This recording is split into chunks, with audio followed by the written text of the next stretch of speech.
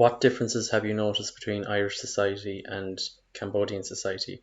Presumably there are many and they're quite prominent, but specifically in the area of education, since that's where you work and that's where your interest lies, I presume there are massive differences, discrepancies in terms of class size, teacher training, maybe issues like corporal punishment still being prevalent in that area. Could you give us some insights into some of the differences you've noticed, even from a social level, society, and maybe some similarities as well? Yeah, absolutely. It might sound strange. There's less than 10 Cambodians living on the island of Ireland. Less than 10.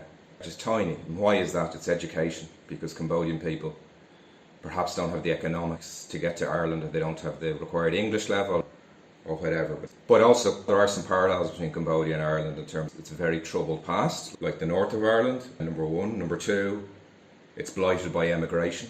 So if you're an educated Cambodian, or you aspire to earn a bit more money, you emigrate to Thailand or Vietnam, so that's another parallel.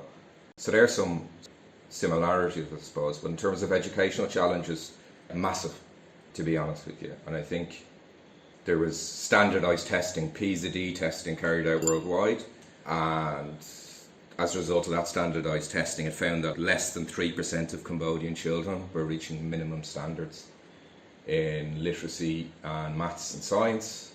As Ed says, that's a rounding error. It's absolutely minuscule, and they're the ministry's own figures. Number two, you go in grade 2 or grade 1 here, only half of Cambodian children can read one word. So it's very much a system that's built on rote learning but not developing meaning. And I think worldwide there's only 2 countries, Senegal and Zambia, that perform worse. So massive challenges on the one side. At the same time, to be honest with you, there's massive opportunities, because when you give people a quality education with an emphasis on quality, it can really make a difference and really change society and change lives.